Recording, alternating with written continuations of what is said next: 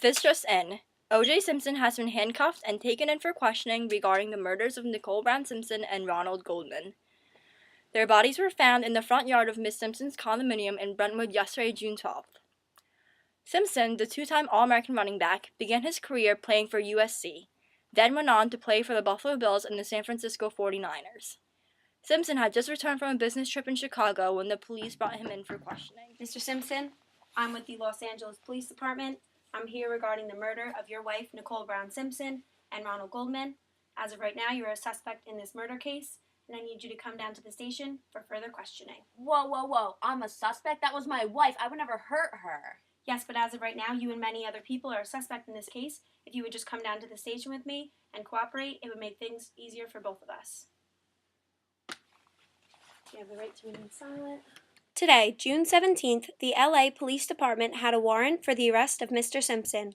He was going to be charged for the murder of Mrs. Simpson and Mr. Goldman when he escaped from Rob Kardashian's home in his white Ford Bronco, driven by his close friend A.C. Cowlings.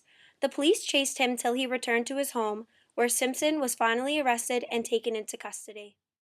People are going to the freeway, parking their cars, and waving at O.J., we're told, as they drive by. Look at all the cars on this next bridge, man.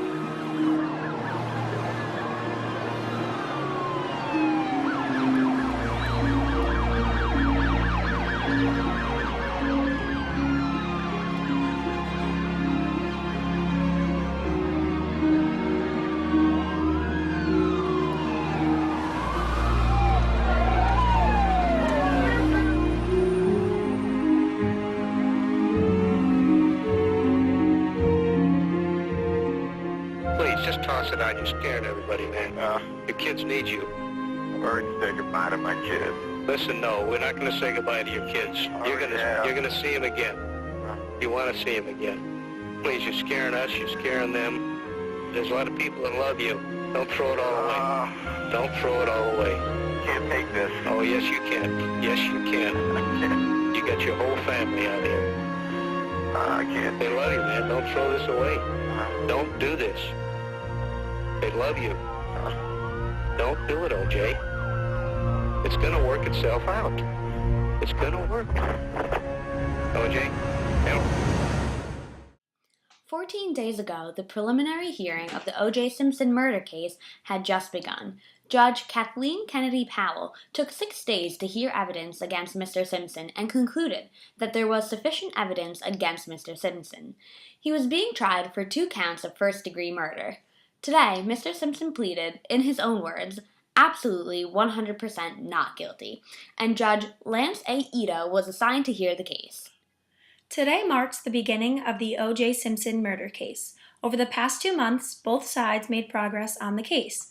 In August, the defense counsel filed for motion to obtain the personal records of Detective Mark Furman.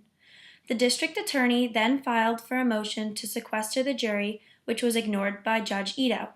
The jury panel was selected and consists of 8 blacks, 1 white, 1 Hispanic, and 2 men of mixed race. It is believed that racial prejudices will play, and have already played, a large role in this trial. On January 13th, Prosecutor Darden and Defense Attorney Cochran disagreed over the use of evidence against Mark Furman. Detective Furman was accused by the defense of having planted evidence in Mr. Simpson's home. Detective Furman was the main detective assigned to the murder case. The defense argued that he did so due to his racial prejudices, which he has shown before through the use of racial slurs. Detective Furman claims he is not a racist. The defense has asked Judge Ito to be able to cross-examine Detective Furman regarding these slurs and the planting of the glove.